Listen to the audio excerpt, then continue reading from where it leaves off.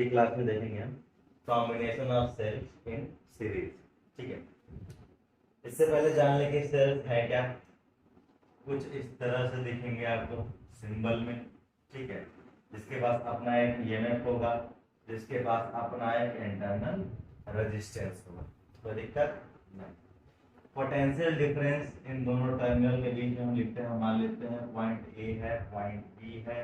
We can write like this potential difference between A and B if अगर इसमें कोई current I flow कर रहा है तब।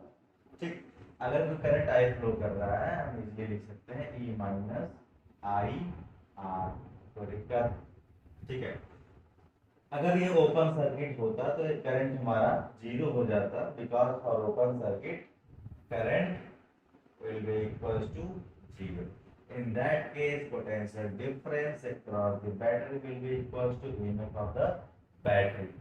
शॉर्ट सर्किट होगा यानी करंट इसमें फ्लो कर रहा होगा, तो सिंपली ये लूप फॉलो होगा। हम कह सकते हैं कि पोटेंशियल डिफरेंस EMF से हमेशा छोटा होगा। तो ये तो हुआ एक शॉर्ट एंड क्रिस्प हमारे बैटरी के बारे में जानकारी। ठीक है, अगर मान लेते हैं कि इस तरह से बैटरी नंबर ऑफ बैटरी एक साथ सीरीज में कनेक्टेड हो तो क्या होगा। ठीक है, एक एग्जांपल ले लेते हैं। मान लिया हमने कि नंबर ऑफ बैटरी एक साथ सीरीज में कनेक्टेड है। सीरीज मतलब अपोजिट पोलैरिटी से कनेक्शन हुआ कुछ इस तरह से। ठीक है, N number of battery connected. ठीक, उससे पहले केवल दो बैटरी लेकर देखते हैं क्या हो सकता है। ठीक, इसका EMF E1 internal resistance R1, EMF E2 internal resistance R2। हमारे पास कुछ पॉइंट्स हैं, जरा नाम दे देते हैं इनको। Point A, point B, point सी।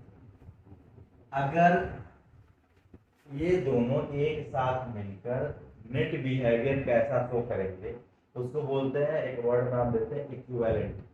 ठीक है, अगर मैं एक सिंपल सा एक बैटरी ड्रॉ करूं यहाँ पर और मैं कहूँ कि इन दोनों का इक्विवेलेंट ये है और ऑब्वियस सी बात है रेजिस्टेंस का इक्विवेलेंट ये होगा, इन दोनों का मतलब कहाँ पर, क्या ए और सी के बीच में। अगर मैं बोलूँ इन दोनों का तो क्या ए और सी के बीच में कोई दिक्कत नहीं। ठीक है, तो देखिए यानी ए और सी के बीच में, यानी नेट ए और सी के बीच में यहाँ पे दो बैटरी लगे हुए हैं। हमने ए और सी के बीच में दो के बजाय एक लगा दिया तो कहूंगा क्या, ये दोनों बिहेवियर एक साथ जो शो करेंगे वो अकेला ये शो करेगा, उसको इक्विवेलेंट नाम दिया गया। तो इक्विवेलेंट ईएमएफ को फाइंड करना है कि what is the equivalent EMF of these two combination of cells. कोई दिक्कत नहीं, करना क्या है अल्टीमेटली हमें चाहिए क्या, बाय दिस वन क्या मैं लिख सकता हूँ कि VAC will be equals to VA minus VC will be equals to, अगर मान लेते हैं I करंट इसमें है क्योंकि जो करंट इसमें फ्लो होगा सेम करंट इसमें भी, तो क्या मैं लिख सकता हूँ E equivalent minus I into R equivalent. कोई दिक्कत। ठीक है, सेम काम यहाँ करते हैं। हमको चाहिए क्या, VA माइनस VC। तो पहले पार्ट बाय पार्ट जानते हैं, ब्रेक करते हैं। क्या, पहले VAB लिखते हैं फिर VBC लिखते हैं। तो VAB हम क्या लिखेंगे, VAB is equals to simply VA minus VB will be equals to, can be written as I1 minus E1 minus I R1। कोई दिक्कत यहाँ तक नहीं होनी चाहिए। ले लेते हैं VBC, potential difference at potential at V minus potential at C will be equals to E2 minus I R2। आपको चाहिए क्या, VA माइनस VC। अगर आप ध्यान से देखो यहाँ पर तो क्या मैं कह सकता हूँ कि VA माइनस VB और VB माइनस VC को मैं ऐड कर दूं तो ये पोर्शन और ये पोर्शन कैंसिल आउट हो जाएगा, अल्टीमेटली बचेगा VA माइनस VC जो हमारे रिक्वायर्ड वैल्यू। जैसा तो क्या कह सकता हूँ कि VAC can be written as VAB plus VBC is equals to, simply it will gives us VA minus VC. By adding these two we will get E1 plus E2 minus common ले लेते हैं, minus I common ले लेते हैं, we will get R1 plus R2। कोई दिक्कत नहीं है। ठीक है, दिक्कत क्यों नहीं है, because VAC VAC VA minus C E equivalent minus I R equivalent, क्या मैं इसको इक्वेट कर सकता हूँ, एक दूसरे को कर देते हैं। तो बाय इक्वेटिंग क्या मैं कह सकता हूँ, E equivalent is equal to E1 plus E2, क्या लिख सकता हूँ, R equivalent is equal to R1 plus R2। कोई दिक्कत नहीं है, दो बैटरी कनेक्टेड थे हमारे पास, इनको इक्विवेलेंट फॉर्म में लिखना था, सिंगल बैटरी से रिप्लेस करना था, कर दिया हमने।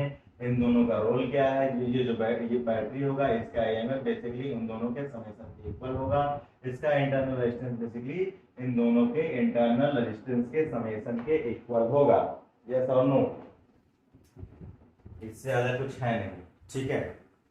अब एक स्टेप आगे आते हैं, जब हमने देख लिया कि सिंपली क्या हो रहा है कि ईएमएफ के समेशन के जो नेट इक्विवेलेंट ईएमएफ आएगा वो बेसिकली इंडिविजुअल के समेशन के इक्वल है, और जो नेट इक्विवेलेंट रेजिस्टेंस आएगा बेसिकली इंडिविजुअल रेजिस्टेंस के समेशन के इक्वल है, जो हर बैटरी के पास होगा।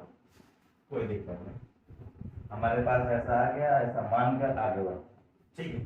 आगे क्या बढ़ते हैं, मान लेते हैं कि n number of cells connected, मान लेते हैं n number of cells connected है सीरीज में हमारे, ठीक है।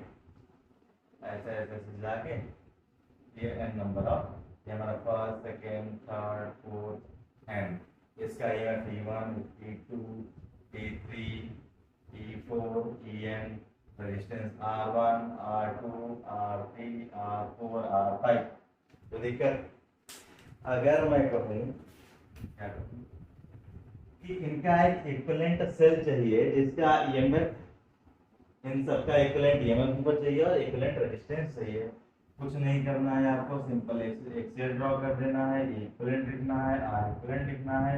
E equivalent will be equal to क्या होगा, सबके सेल के इंडिविजुअल ईएमएफ का समेशन। तो क्या मैं लिख सकता हूँ E1 plus E2 plus E3 plus E4 plus dash dash dash plus EN, ठीक है। आर इक्विवेलेंट को क्या लिख सकता हूँ, R1 plus R2 plus R3 plus dash dash dash plus RN। कोई दिक्कत नहीं, कोई दिक्कत नहीं।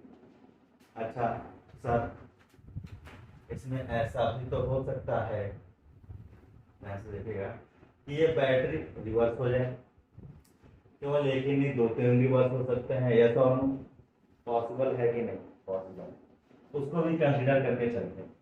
मान लेते हैं कि जैसा कि आपने कहा इसमें से एक बैटरी का पोलैरिटी जो है रिवर्स हो गया, ठीक। यहाँ पास था E1 E2 E3 E4 और EN, R1 R2 R3 R4 और RN।